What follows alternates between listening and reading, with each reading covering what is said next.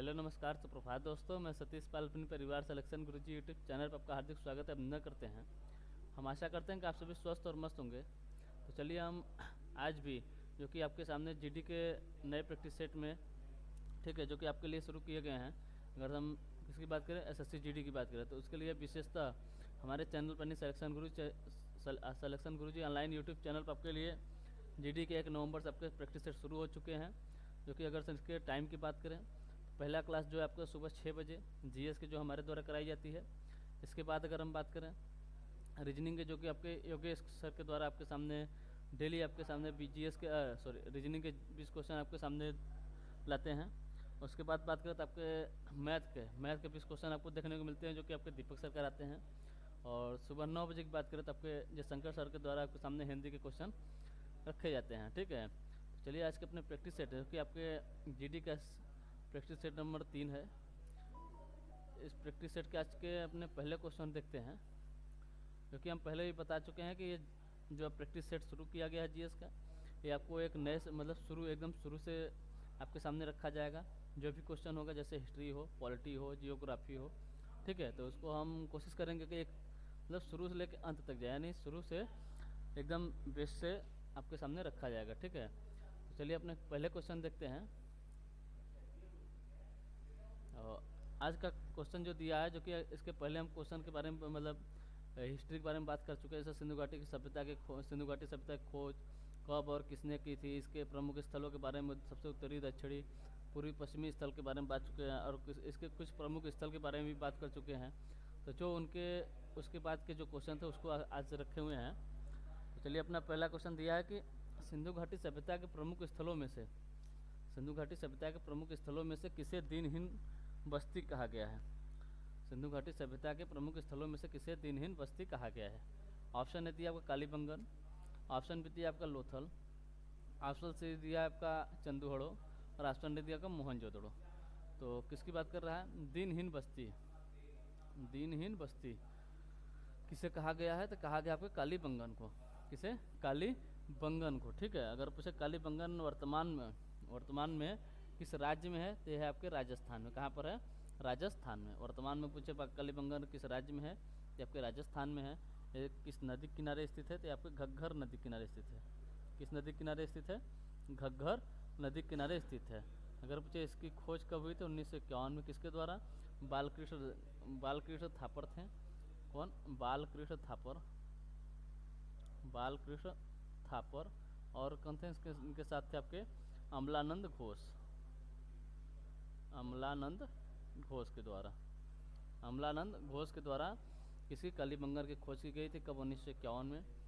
वर्तमान में अगर पूछे किस राज्य में स्थित है कालीबंगन, तो आपके राजस्थान में है। किस नदी किनारे स्थित है, तो है आपके घग्घर नदी के किनारे स्थित है। ठीक है, अगर पूछे कालीबंगन से मतलब क्या क्या मिले हैं, मतलब कौन किसके साक्ष्य मिले हैं, तो यहाँ से मिले हैं जुते हुए खेत के साक्ष्य। अगर पूछे कहाँ मिले हैं, कालीबंगन से मिले हैं। उसमें अगर से पूछे किसकी खेती के बारे में बताया, मतलब दिखाया गया था, चना और सरसों के बारे में। अगर पूछे लकड़ी के हल के साक्ष्य कहाँ से मिले हैं, ये भी आपके कालीबंगन से मिले हैं। पहला क्या था, जुते हुए खेत के साक्ष्य, लकड़ी के बने हल के साक्ष्य कहाँ मिले हैं, कालीबंगन से। ऊँट की हड्डी के साक्ष्य पूछे कहाँ से मिला, ये भी आपके कालीबंगन से मिला है। 7 हवन कुंड के साक्ष्य, सबसे इम्पोर्टेंट क्या है, 7 हवन कुंड के साक्ष्य। 7 हवन कुंड के साक्ष्य पूछे कहाँ से मिला है, ये भी मिले आपके कालीबंगन से ही मिले हैं। ठीक है, कहाँ से मिले हैं, कालीबंगन से मिले हैं। और कालीबंगन को क्या कहा जाता है, इसे दिनहीन बस्ती कहा गया। क्या कहा गया, दिनहीन बस्ती किसे कहा गया, कालीबंगन को कहा गया है। अगर पूछे लोथल को क्या कहा गया था, इसे व्यापारिक नगर, सिंधु घाटी सभ्यता का व्यापारिक नगर पूछे किसे कहा गया है, व्यापारिक नगर पूछे किसे कहा गया था, ये कहा गया आपके लोथल को व्यापारिक नगर। क्योंकि यहाँ पर एक कौन सा बंदरगाह था, क्या था, तो बंदरगाह था, वहाँ से व्यापार किया था, इसलिए व्यापारिक नगर कहलाता था। ठीक है, अब ये चंदूहड़ों की बात करें, तो इसे क्या कहा जाता है, सिंधु घाटी सभ्यता का, इसे सिंधु घाटी सभ्यता का औद्योगिक नगर कहा जाता था। सिंधु घाटी सभ्यता का औद्योगिक नगर। अगर पूछे यहाँ पर क्या होता था, यहाँ पर मनके बनाने के कारखाने मतलब थे। कहाँ पर, चंदूहड़ों में मनके बनाने कारखाने थे, इसलिए इसे सिंधु घाटी सभ्यता का औद्योगिक नगर कहा गया है। और मोहनजोदड़ो की बात करें तो इसे मृतकों का टीला या सिंध का बाग कहा जाता है। क्या कहा जाता है? सिंध का बाग। सिंध का बाग पूछे किसे कहा जाता है? मोहनजोदड़ो को। इसे ही क्या कहा जाता है? मृतकों का टीला। मृतकों का टीला पूछे किसे कहा जाता है? मोहनजोदड़ो को ही कहा जाता है। इसे ही आपका सिंध का बाग कहा जाता है। चंदोड़ो की बात करें तो औद्योगिक नगर कहा जाता है। लोथल की बात करें तो इसे व्यापारिक नगर कहा जाता है। और कालीबंगन को दिनहीन बस्ती कहा गया। क्या कहा गया? दिनहीन बस्ती। ठीक है, चलिए अगला क्वेश्चन देखते हैं। अगला क्वेश्चन दिया, भारत कितने केंद्र शासित प्रदेश हैं? भारत के ऐसे कितने, मतलब यहाँ पर हो जाएगा भारत के ऐसे कितने केंद्र शासित प्रदेश है जो समुद्री सीमा बनाते हैं, जो समुद्र से सीमा बनाते हैं। किसकी बात कर रहा है? केंद्र शासित प्रदेश की बात कर रहा है। अगर पूछे राज्य की बात, अगले क्लास में आपको हम बता चुके हैं। भारत के टोटल कितने राज्य हैं जो समुद्र के साथ सीमा साझा करते हैं? टोटल आपके 9 राज्य हैं। कितने राज्य हैं? टोटल 9 राज्य हैं। अगर हम इनके बारे में बात करें कुछ इस प्रकार का। ठीक है, पहला यहाँ पर था आपका गुजरात, फिर था आपका महाराष्ट्र, यहाँ पर था आपका गोवा, ठीक है, ये था आपका कर्नाटक,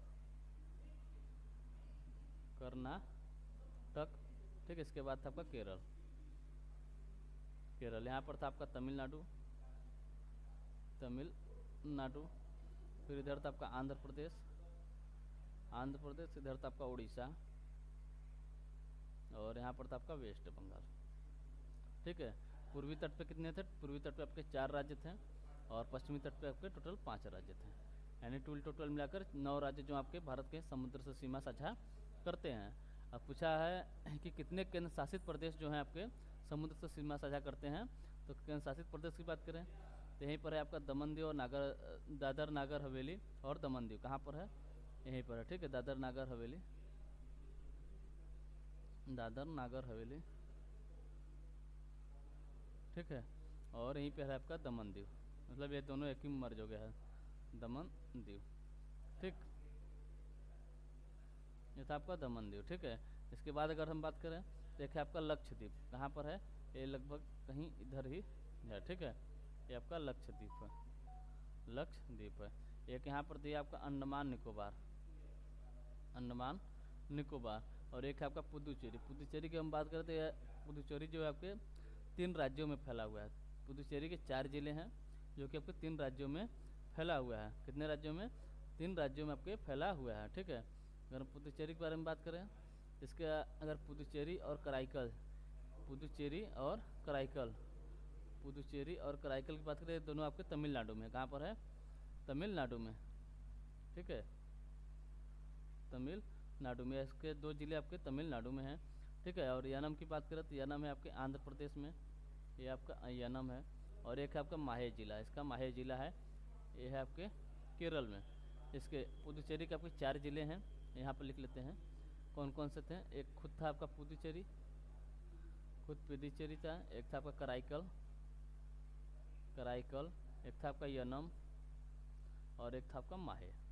ये आपके 4 जिले हैं, पुदुचेरी के 4 जिले हैं जो कि आपके 3 राज्यों में हैं। ठीक है, 3 राज्यों में। पुदुचेरी कराईकल कहाँ पर है? तमिलनाडु में है। यानम कहाँ है? आपके आंध्र प्रदेश में। माहे कहाँ है आपके? माहे है आपके केरल में। और इससे एक क्वेश्चन और बनता है कि मतलब बंगाल की खाड़ी के, मतलब पुदुचेरी के कितने जिले जो हैं आपके बंगाल खाड़ी से सीमा बनाते हैं? 3 जिले जो हैं आपके पुदुचेरी, कराईकल और यानम, ये आपके बंगाल की खाड़ी पे। ठीक है, और ये जो है आपके अरब सागर से अपना सीमा बनाता है। कौन? माहे जिला, पुदुचेरी का माहे जिला। तो टोटल कितने राज्य हो गए आपके, या टोटल कितने यूटी हो गए आपके? टोटल आपके 4 यूटी हो गए जो कि आपके समुद्र के साथ सीमा साझा करते हैं। कितने? 4 यूटी और 9 प्लस 4, 9 राज्य और 4 केंद्र शासित प्रदेश जो आपके समुद्र के साथ सीमा साझा करते हैं। यानी ऑप्शन बी हमारा क्या हो जाता है? सही आंसर हो जाता है। अगला क्वेश्चन देखते हैं। अगला क्वेश्चन दिया, गोची निम्न में से किस राज्य का प्रमुख त्यौहार है? गोची निम्न में से किस राज्य का प्रमुख त्यौहार है? ऑप्शन दिया आपका हिमाचल प्रदेश, ऑप्शन बी दिया आपका झारखंड, ऑप्शन सी दिया आपका कर्नाटक, और ऑप्शन डी दिया आपका केरल। किसकी बात कर रहा है? गोची की ना। गोची निम्न में से किस राज्य का अगर पूछे प्रमुख त्यौहार है तो ये कहाँ का है? आपका हिमाचल प्रदेश का। कहाँ का है? हिमाचल प्रदेश का। यानी ऑप्शन ए हमारा जो है ये सही आंसर होता है। अगर पूछे हिमाचल प्रदेश के और प्रमुख त्योहारों की बात करें, जैसे हो गया आपका एक हालड़ा, हालड़ा हो गया, एक कौन सा हो गया, एक हो गया आपका साजो, फिर इसके बाद आपका नलवाड़ी, नलवाड़ी, एक है आपका चैत्र, चैत्र नवरात्र मेला, चैत्र नवरात्र मेला, ये कहाँ का है, ये आपके हिमाचल प्रदेश के हैं। ठीक है। अगर हम झारखंड के प्रमुख त्योहारों की बात करें, झारखंड के, इसका एक है सरहुल, सरहुल है, भक्ता पर्व है, क्या है, भगता पर्व है, भक्ता पर्व है, एक है आपका फगुआ है, फगुआ है, चांदी पर्व है, चांदी पर्व है, सोहराय है, सोहराय है। ठीक है। ये सब कहाँ के हैं, ये सब आपके झारखंड के हैं। ठीक। अगर हम कर्नाटक की बात करें, कर्नाटक प्रमुख त्यौहार की बात करें, एक है आपका हम्पी, हम्पी, एक है पट्टाडकल, क्या है, पट्टाडकल, पट्टाडकल पूछे कहाँ का प्रमुख त्यौहार है, आपके कर्नाटक का है। ठीक है।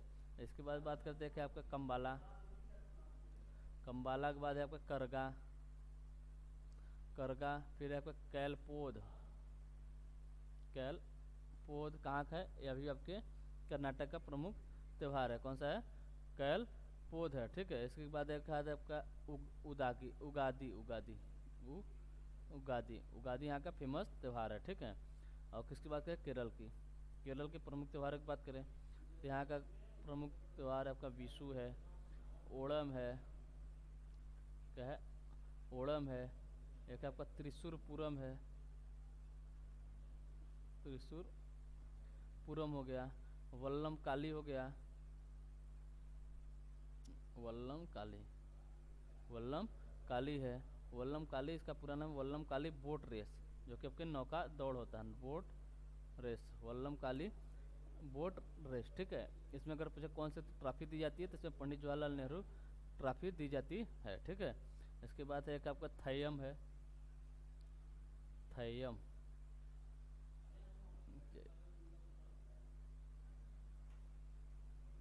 क्या है, थयम है, थयम है, अरट्टू है, एक है आपका अट्टुकल पोंगल है, क्या है, अट्टुकल, अट्टुकल पोंगल, पोंगल पूछे तमिलनाडु का, लेकिन अट्टुकल पोंगल पूछे तो कहाँ का है, आपके केरल का है, कहाँ का है, केरल का है। ठीक। तो फिर से एक बार देख लेते हैं, पूछा था कि गोची निम्न में से किस राज्य का प्रमुख त्यौहार है, तब के हिमाचल प्रदेश का है। और हिमाचल प्रदेश का और त्योहारों की बात करें तो एक आपका हालड़ा हो गया, साजो हो गया, नलवाड़ी हो गया, चैत्र हो गया, और नवरात्र मेला, चैत्र नवरात्र मेला। ठीक। और किसकी बात करें, झारखंड की बात करें, झारखंड का आपका सरहुल है, भक्ता पर्व है, फगुआ है, चांदी पर्व है, और सोहराई आपके झारखंड के हैं। कर्नाटक की बात करें, थम्पी है, पट्टाडकल है, कम्बाला है, करगा है, क्या है, करगा है, एक है आपका कैलपोद है, और उगादी है। ये सब कहाँ के, आपके कर्नाटक के प्रमुख त्यौहार हैं। केरल की बात करें, केरल का आपका विशु हो गया, ओणम हो गया, त्रिशूर पूरम हो गया, एक आपका बल्लम काली बोट रेस, बल्लम काली बोट रेस, ही नौका दौड़ के नाम से जाना जाता है। अगर पूछिए किस नौका दौड़ जो है आपके किस झील में होती है, तो कि पुन्ना मदा झील में होती है। किस में होती है, पुन्ना मदा, पुन्ना मदा झील में होती है। ठीक। और इसके बाद बात करें, थयम है और अट्टुकल पोंगल है, ये सब आपके केरल के प्रमुख त्यौहार हैं। ठीक है। पूछा था गोची, तो आपके हिमाचल प्रदेश, यानी ऑप्शन ये हमारा जो है सही आंसर होता है। अगला क्वेश्चन देखते हैं।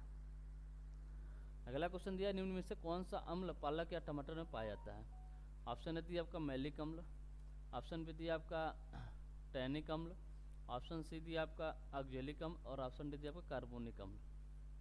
ठीक है। तो किसकी बात कर रहा है, पालक या टमाटर में कौन सा अम्ल पाया जाता है, पालक या टमाटर में, पालक या टमाटर में अगर बात करें तो इसमें पाया जाता है आपका ऑक्जेलिक अम्ल। ठीक है। अगर हम ऑप्शन ए की बात करें, मैलिक अम्ल किस में पाया जाता है, ये पाया जाता है आपके सेव में, सेव में कौन सा अम्ल पाया जाता है, मैलिक अम्ल। टैनिक अम्ल की बात करें तो ये पाया जाता है आपके चाय या कॉफ़ी में, चाय या कॉफ़ी में कौन सा अम्ल पाया जाता है, आपका टैनिक अम्ल। ऑक्जेलिक अम्ल किस में, पालक या टमाटर के बीजों में पाया जाता है। कार्बोनिक अम्ल की बात करें, कार्बोनिक अम्ल की बात करें तो ये पाया जाता है आपका कोल्ड ड्रिंक में, कोल्ड ड्रिंक में आपका कार्बोनिक अम्ल पाया जाता है। ठीक है, अगला क्वेश्चन देखते हैं। अगला क्वेश्चन दिया, सिंधु घाटी सभ्यता का कौन सा स्थल 3 टीलों में विभाजित था। सिंधु घाटी सभ्यता का स्थल मतलब सिंधु घाटी सभ्यता का कौन सा स्थल 3 टीलों में विभाजित था। अगर पूछे सिंधु घाटी सभ्यता कितने टीलों में विभाजित थी, तो आपकी 2 टीलों में विभाजित थी। एक था आपका पूर्वी टीला, एक था आपका पश्चिमी टीला। ठीक है, पूर्वी टीला और पश्चिमी टीला में। लेकिन पूछा सिंधु घाटी सभ्यता का प्रमुख स्थल, मतलब कौन सा स्थल है जो आपके 3 टीलों में विभाजित। ये था आपका धौलावीरा। कौन थी? धौलावीरा। ये कितने टीलों में विभाजित है? आपके 3 टीलों में विभाजित है। ठीक है, कि इसमें कौन कौन से टीले हैं 3 टीलों में? एक पूर्वी टीला है, एक पश्चिमी टीला है और एक आपका मध्य टीला है। कौन सा है? मध्य टीला है। ठीक, अगर हम धौलावीरा की बात करें वर्तमान में किस राज्य में है, तो आपके गुजरात में। कहाँ पर है? वर्तमान में गुजरात में है। किस नदी किनारे स्थित है? ये आपके भोगवा नदी किनारे स्थित है। भोगवा नदी के किनारे स्थित है। इसकी खोज किसने की थी? इसकी खोज की थी आपके जेपी जोशी ने। जेपी जोशी ने इसकी खोज की थी। कहाँ पर है? गुजरात में है। किस नदी किनारे? आपके भोगवा नदी के किनारे स्थित है। ठीक है, कितने टीलों में विभाजित है? आपके 3 टीलों में विभाजित है। ठीक है, अगर हम धौलावीरा से पूछेगा किसके कौन कौन से साक्ष्य पाए गए हैं, मतलब मिले हैं कहाँ से? धौलावीरा से। तो यहाँ मिले आपके सुनामी के साक्ष्य। इसके साक्ष्य सुनामी के साक्ष्य। और यहाँ पर सबसे बड़ी बात, यहाँ पर हर घर में जल निकासी का प्रबंध था। धौलावीरा के हर घर के निकासी में, मतलब हर घर में जल निकासी का प्रबंध था। और पूछे स्टेडियम के साक्ष्य कहाँ मिले हैं, तो भी आपके धौलावीरा से ही मिले हैं। जल कुंड के साक्ष्य कहाँ से मिले? अभी आपके धौलावीरा से ही मिले हैं। ठीक है, और यहाँ पर जो धौलावीरा के घर थे, इसमें ईंटों का जो ईंट थे, उसमें वो ईंटों को लाल रंगों से रंगा गया था। यानी लाल रंग का प्रयोग अगर पूछे कहाँ पर हुआ, कहाँ के ईंटों में हुआ है, तो आपके धौलावीरा के ईंटों में हुआ है। ठीक है, अगला क्वेश्चन देखते हैं। अगला क्वेश्चन दिया, भारत के ऐसे कितने राज्य हैं जो न तो स्थलीय, न अंतर्राष्ट्रीय और न ही समुद्री सीमा बनाते हैं। भारत के ऐसे कितने राज्य हैं जो न तो स्थलीय सीमा, न अंतर्राष्ट्रीय सीमा और न ही समुद्री सीमा बनाते हैं। ऑप्शन दिया आपका 5, ऑप्शन सी दिया आपका 6, ऑप्शन सी दिया आपका 7 और ऑप्शन डी दिया आपका 8। तो चलिए इसको मतलब मैप से देखेंगे ज़्यादा समझ में आएगा। ठीक है, ये रहा आपका भारत का मैप। अगर हम इसकी बात करें, पूछा ऐसे कौन, मतलब ऐसे कितने राज्य हैं जो कि न तो किसके साथ, न तो आपके समुद्र के साथ, न ही अंतर्राष्ट्रीय सीमा बनाते हैं, न ही समुद्र के साथ, न ही स्थलीय सीमा और न ही अंतर्राष्ट्रीय सीमा बनाते हैं। ठीक है, तो पहला राज्य की बात करें कौन सा है? एक है आपका हरियाणा। ये दिया आपका क्या? हरियाणा। हरियाणा की सीमा देखिए, न तो मतलब किसी देश से लग रही है, न ही स्थल मतलब बॉर्डर है, और न ही जल के साथ स्पर्श हो रही है। ठीक है, दूसरी की बात करें, दूसरा एक है आपका मध्य प्रदेश। ये रहा आपका मध्य प्रदेश। ये है आपका मध्य प्रदेश। ठीक है, इसके बाद बात करते हैं आपका छत्तीसगढ़। छत्तीसगढ़, ये आपका छत्तीसगढ़। इसके बाद है इसके बगल में ही आपका झारखंड। ये रहा आपका झारखंड। झारखंड। इसके बाद बात करते हैं आपका तेलंगाना। कौन सा राज्य है? ये रहा आपका तेलंगाना। ये आपके टोटल कितने राज्य हो गए? टोटल आपके 5 राज्य हो गए। टोटल कितने राज्य हो गए? हरियाणा, मध्य प्रदेश, छत्तीसगढ़, झारखंड और तेलंगाना। ये आपके टोटल आपके 5 राज्य हैं, जो कि आपके न तो किसी मतलब बॉर्डर एरिया है इनका, मतलब न तो बॉर्डर एरिया है, न तो अंतर्राष्ट्रीय सीमा बनाते हैं, न ही समुद्र के साथ इनकी सीमा साझा होती है। टोटल कितने राज्य हैं आपके? ये आपके टोटल हैं आपके 5 राज्य। कितने राज्य हैं? 5 राज्य हैं। कितने राज्य हैं? टोटल आपके 5 राज्य हैं। ठीक, टोटल 5 राज्य, यानी ऑप्शन ए हमारा जो है सही आंसर होता है। कौन कौन से राज्य थे? एक था आपका हरियाणा था, मध्य प्रदेश था, छत्तीसगढ़ था, झारखंड था और एक था आपका तेलंगाना। टोटल आपके 5 राज्य थे, जो कि न तो आपको किसी बॉर्डर के साथ, न ही अंतर्राष्ट्रीय सीमा और न ही समुद्री सीमा ये बनाते हैं। ठीक, अगला क्वेश्चन देखते हैं। अगला क्वेश्चन दिया, निम्नलिखित में से किस राज्य में हडिम्बा देवी मंदिर स्थित है? निम्नलिखित में से किस राज्य में हडिम्बा देवी मंदिर स्थित है? ऑप्शन ए दिया आपका लद्दाख, ऑप्शन बी दिया आपका हिमाचल प्रदेश, ऑप्शन सी दिया उत्तराखंड और ऑप्शन डी दिया आपका हरियाणा। ऑप्शन डी क्या दिया है? हरियाणा। इसकी बात करें हडिम्बा देवी मंदिर, हडिम्बा देवी मंदिर अगर पूछे कहाँ पर है, यह है आपके हिमाचल प्रदेश में। कहाँ पर? हिमाचल प्रदेश में। यानी ऑप्शन बी हमारा जो है ये सही आंसर होता है। अगर हम हिमाचल प्रदेश के और मंदिरों के बारे में बात करें, मतलब हिमाचल प्रदेश में और कौन कौन से मंदिर हैं, एक तो हो गया आपका हडिम्बा देवी, एक है आपका माता चिंतापूर्णा देवी, ठीक है, क्या है? माता चिंतापूर्णा देवी मंदिर पूछे कहाँ पर है? माता चिंतापूर्णा देवी मंदिर कहाँ है? ये आपके हिमाचल प्रदेश में है। एक है आपका ज्वालामुखी मंदिर,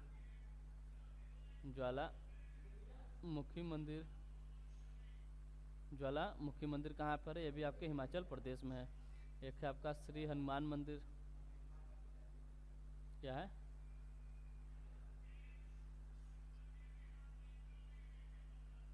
श्री हनुमान मंदिर, श्री हनुमान या इसे ही क्या कहते हैं? जाखू मंदिर, जाखू मंदिर। एक है आपका संकट मोचन मंदिर, संकट मोचन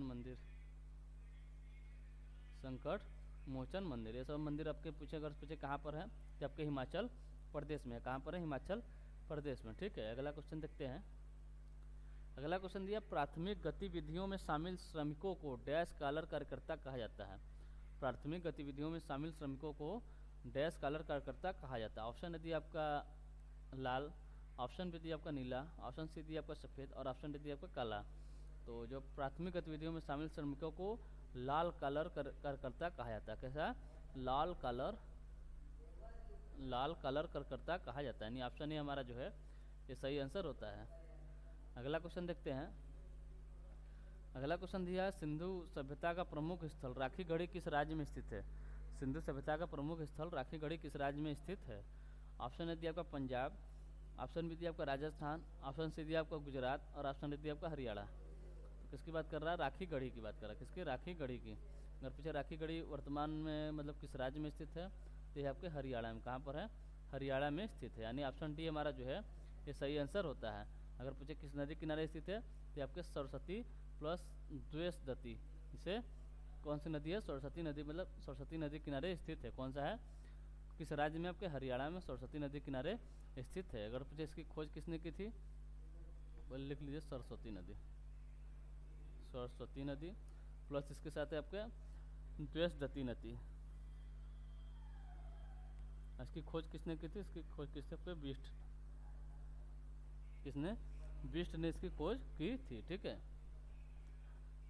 राखीगढ़ी के साथ साथ एक स्थल और है जो आपके हरियाणा में स्थित है। कौन सा? एक है आपका बनावली भी कहाँ स्थित है? भी आपके हरियाणा में स्थित है। यह भी किस नदी किनारे स्थित है? भी आपके सरस्वती नदी किनारे ही स्थित है। सरस्वती नदी किनारे स्थित है।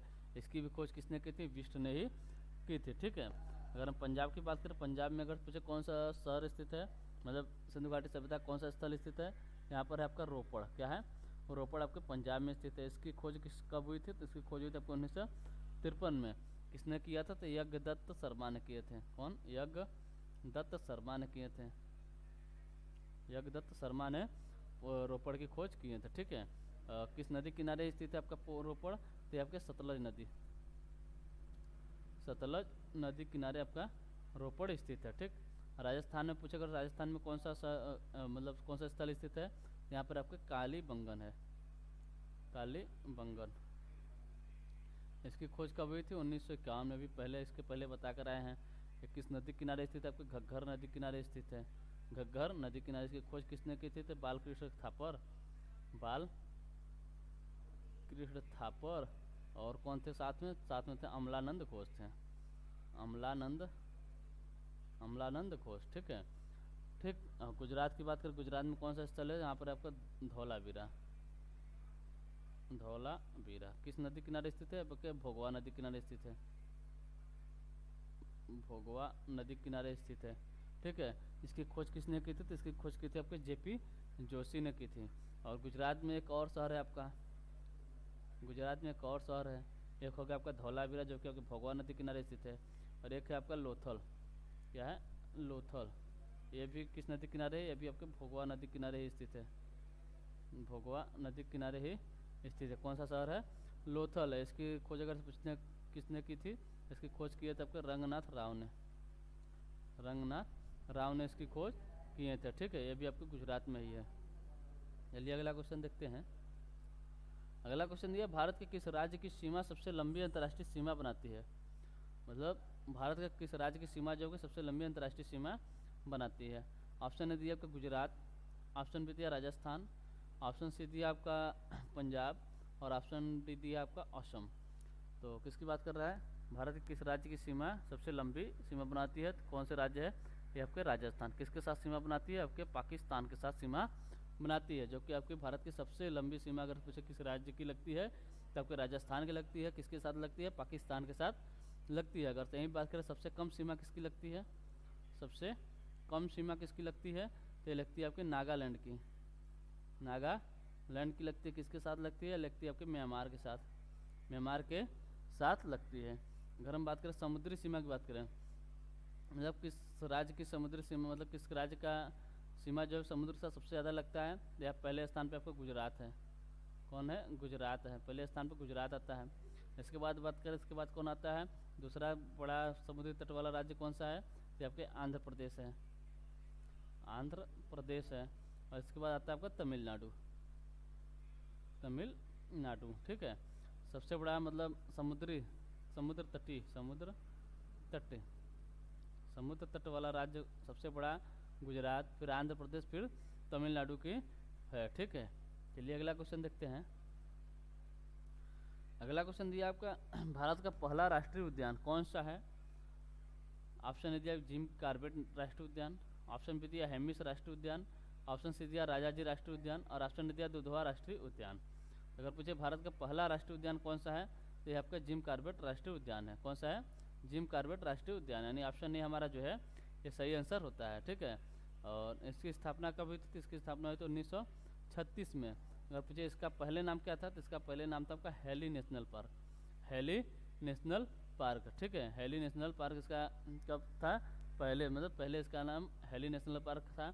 इसका अगर पूछे जिम कॉर्बेट कब पड़ा नाम तो इसका 1957 में। कब? 1957 में।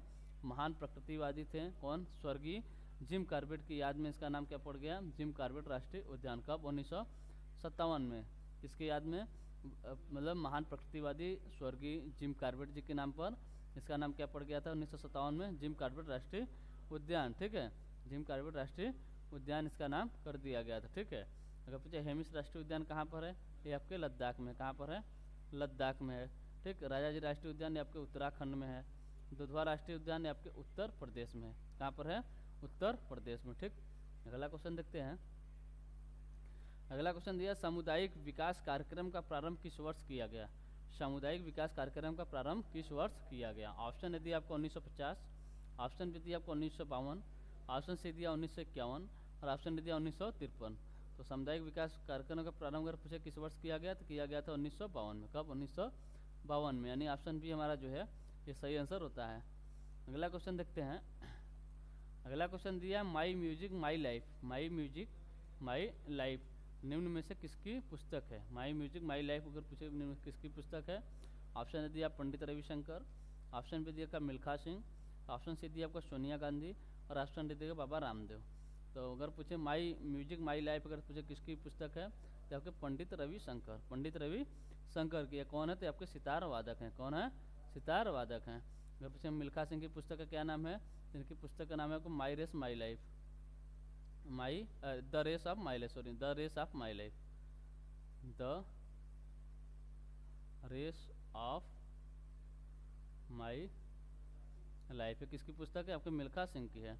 और सोनिया गांधी की पुस्तक की बात करें तो इनकी पुस्तक है माई life my rules, my life my rules,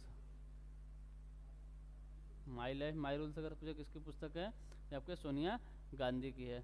अगर पूछे बाबा रामदेव की पुस्तक का क्या नाम है तो उनकी पुस्तक का नाम है आपका माई, क्या नाम है? माई लाइफ माई मिशन, माई लाइफ माई मिशन, माई लाइफ माई मिशन किसकी पुस्तक है? ये आपके बाबा रामदेव की, ठीक है, किसकी है, बाबा रामदेव की। पंडित रविशंकर क्या है, माई म्यूजिक माई लाइफ है। मिल्खा सिंह की the race of my life है। Sonia Gandhi the life my rules है। अरे sorry, my life my rules है। Sonia Gandhi my life my rules है। बाबा रामदेव की है माई लाइफ माई मिशन है, माई लाइफ माई मिशन है। ठीक, अगला क्वेश्चन देखते हैं। अगला क्वेश्चन दिया, चौथे एशियाई पैरा गेम्स के शुभंकर का क्या नाम है। चौथे एशियाई पैरा गेम्स के शुभंकर का क्या नाम है। पहले तो हम इसके पहले वाले क्लास में आपको बता चुके हैं एशियाई गेम्स के बारे में। एशियाई गेम्स की शुरुआत कब हुई थी, 2010 में हुई थी।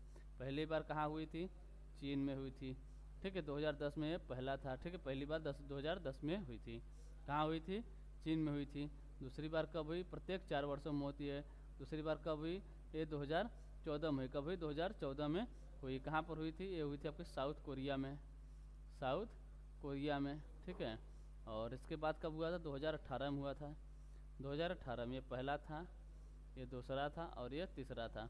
कब हुआ, 2018 में हुआ। ये कहाँ पर हुआ, इंडोनेशिया यानी जकार्ता में हुआ। जकार्ता यानी इंडोनेशिया में। कहाँ पर, इंडोनेशिया में। ठीक है, इंडोनेशिया में। और अब से चौथा कहाँ हुआ, चौथा कब हुआ, तो ये हुआ आपका 2023 में। 2023 में कहाँ पर, ये भी आपके चीन में हुआ। अगर पूछे सर्वाधिक बार एशियाई पैरा गेम्स कहाँ पर हुए, तब के चीन में हुए हैं। मतलब पहली बार भी कब कहाँ हुआ था, चीन में, यानी 2010 में भी चीन में, और 2023 यानी चौथी बार भी कहाँ पे हुआ है, आपके चीन में ही हुआ है। ठीक है, अब पूछे अगर 5वीं बार, इसके बाद अगर पूछे 5वीं बार कब होगा, 2026 में होगा। 2026 में होगा। वो कहाँ पर होगा, ये आपके जापान में होगा। कहाँ पर होगा, जापान में होगा। अगर पूछे भारत ने एशियाई पैरा गेम्स में टोटल कितने पदक जीते हैं, टोटल आपके 111 पदक जीते हैं। टोटल आपके 111 पदक जीते हैं। गोल्ड कितने हैं, तो गोल्ड हैं आपके 29 हैं। सिल्वर कितने हैं, सिल्वर आपके 31 हैं। और ब्रांज की बात करें, ब्रांज कितने हैं, तो ब्रांज आपके 51। कितने, 51 यानी 51 ब्रांज हैं। गोल्ड 29 हैं, सिल्वर 31 हैं और ब्रांज आपके 51 है। कितने, 51 हैं। ठीक है, टोटल आपके कितने जीते हैं, टोटल आपके 111 पदक जीते हैं। पूछा है चौथे एशियाई पैरा गेम्स के शुभंकर का क्या नाम है, तो शुभंकर क्या है, शुभंकर इसका फेई फेई। शुभंकर क्या है, फेई फेई है, यानी ऑप्शन ए हमारा जो है ये सही आंसर होता है। ठीक है, अगला क्वेश्चन देखते हैं। अगला क्वेश्चन दिया, चौथे एशियाई पैरा गेम्स का आदर्श वाक्य क्या है। चौथे एशियाई पैरा गेम्स का आदर्श वाक्य क्या है। ऑप्शन ए दिया गया, हम साथ हैं। ऑप्शन बी दिया, हम एक हैं क्योंकि धरती एक है। ऑप्शन सी दिया, दिल मिलते हैं सपने चमकते हैं। और ऑप्शन डी दिया आपके, हम और खेल एक हैं। तो एशियाई पैरा गेम्स, एशियाई मतलब चौथे एशियाई पैरा गेम्स का आदर्श वाक्य पूछे क्या है, तो यह आपके दिल मिलते हैं सपने चमकते हैं। दिल मिलते हैं और सपने चमकते हैं, यानी ऑप्शन सी हमारा जो है सही आंसर होता है। अगला क्वेश्चन देखते हैं। अगला क्वेश्चन दिया कि चौथे एशियाई पैरा खेलों में कितने देशों ने भाग लिया। चौथे एशियाई पैरा खेलों में कितने देशों ने भाग लिया। ऑप्शन ए दिया आपका 30, ऑप्शन बी दिया आपका 37, ऑप्शन सी दिया आपका 43 और ऑप्शन डी दिया आपका 55। टोटल आपके कितने देशों ने भाग लिया, टोटल आपके 43 देशों ने भाग लिया। कितने देशों ने, 43 देशों ने भाग लिया। अगर पूछे भारत की तरफ से कितने खिलाड़ी गए थे, टोटल कितने खिलाड़ी गए थे, टोटल आपके 313 खिलाड़ी थे। ये सिर्फ खिलाड़ी थे। अगर पूछे इनके साथ जो भी गए थे कोच मतलब इसके साथ कोच गए थे और सब टोटल मिलाकर कितने लोग गए थे, अगर पूछे कितने लोग जाएंगे, कितने लोग, तो 400 प्लस लोग गए थे। और खिलाड़ी पूछेगा 313 खिलाड़ी थे। ठीक है, अगला क्वेश्चन देखते हैं। अगला क्वेश्चन दिया, आदि गुरु शंकराचार्य की 108 फीट की स्टैचू ऑफ वननेस का अनावरण किस राज्य में किया गया है। इसकी बात कर रहा है आदि गुरु शंकराचार्य। आदि गुरु शंकराचार्य की 108 फीट की statue of oneness, statue of oneness का अनावरण किस राज्य में किया गया। ऑप्शन ने दिया आपका मध्य प्रदेश, ऑप्शन में दिया उत्तर प्रदेश, ऑप्शन सी दिया आपको गुजरात और ऑप्शन दिया महाराष्ट्र। किस राज्य में अनावरण किया गया है, ये किया गया कि मध्य प्रदेश। मध्य प्रदेश के कहाँ पर, ओंकारेश्वर में। कहाँ पर, ओंकारेश्वर में, ओंकारेश्वर में किया गया। अगर पूछे इसका उद्घाटन किसने किया, इसका उद्घाटन किसने किया, इसका उद्घाटन किया था यहाँ के वर्तमान मुख्यमंत्री कौन है, यहाँ के वर्तमान सीएम कौन है, शिवराज सिंह चौहान है। शिवराज सिंह चौहान है। शिवराज सिंह चौहान है। अगर पूछे यहाँ के वर्तमान राज्यपाल कौन है, तो है आपके मंगू भाई पटेल हैं। कौन है, मंगू भाई पटेल यहाँ के वर्तमान राज्यपाल हैं। सीएम कौन है? शिवराज सिंह चौहान है। इसकी राजधानी क्या है? भोपाल है। मध्य प्रदेश की राजधानी क्या है? भोपाल है। ठीक, अगला क्वेश्चन देखते हैं। अगला क्वेश्चन दिया, भारत में सूचना प्रौद्योगिकी अधिनियम डैश वर्ष में पारित किया गया था।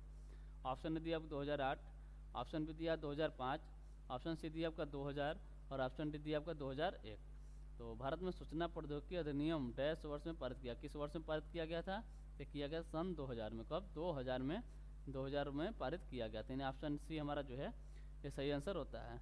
इसी प्रकार और हम अगर पूछें और सारे अधिनियम की बात करें, जैसे हो गया आपदा प्रबंधन अधिनियम, आपदा प्रबंधन अधिनियम, आपदा प्रबंधन अधिनियम की बात करें, अधिनियम कब पारित किया गया था? पारित किया गया था कि 2005 में पारित किया गया था।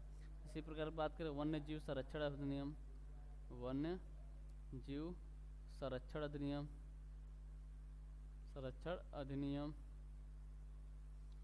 वन्य जीव संरक्षण अधिनियम कब पारित किया गया था? किया गया था 1972 में पारित किया गया था। अगर वैसे पर्यावरण संरक्षण अधिनियम कब पारित किया गया था? अधिनियम कब पारित किया गया था? तो किया गया था आपका 1986 में, 1986 में। इसी प्रकार बात करें राष्ट्रीय सुरक्षा अधिनियम, राष्ट्रीय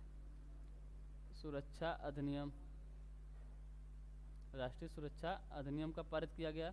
ये किया गया था आपको 1980 में। ठीक है, पूछा था भारत में सूचना प्रौद्योगिकी अधिनियम 2000 में, ठीक, आपदा प्रबंधन अधिनियम 2005 में, वन्य जीव संरक्षण अधिनियम 1972 में, पर्यावरण संरक्षण अधिनियम 1986 में और राष्ट्रीय सुरक्षा अधिनियम 1980 में आपके पारित किया गया था। ठीक, अगला क्वेश्चन देखते हैं। अगला क्वेश्चन दिया बुबालस बुबालिस किसका वैज्ञानिक नाम है? बुबालस बुबालिस किसका वैज्ञानिक नाम है? ऑप्शन ने दिया आपका भैंस, ऑप्शन बी दिया कुत्ता, ऑप्शन सी दिया बकरी और ऑप्शन डी दिया आपका भेड़। तो अगर किसकी बात करें बुबालस बुबालिस, अगर पूछे बुबालस बुबालिस किसका वैज्ञानिक नाम है, तो आपके भैंस का वैज्ञानिक नाम है। यानी ऑप्शन ए हमारा जो है ये सही आंसर होता है। अगर कुत्ता के वैज्ञानिक नाम की बात करें तो इसका आपका कैनिस, क्या है? कैनिस फैमिलियर्स, कैनिस फैमिलियर्स। ठीक है, कैनिस फैमिलियर्स किसका वैज्ञानिक नाम? कुत्ता का वैज्ञानिक नाम है। बकरी की बात करें तो इसका आपका केप्टा हिटमस।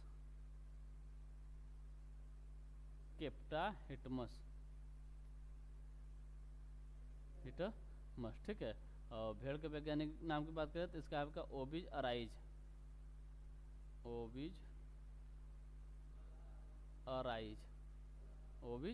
ठीक है, कुत्ता का क्या है? कैनिस हेमिलियर्स और बकरी का क्या है? केप्टा हिटमस है और भेड़ का क्या है? ओविज अराइज।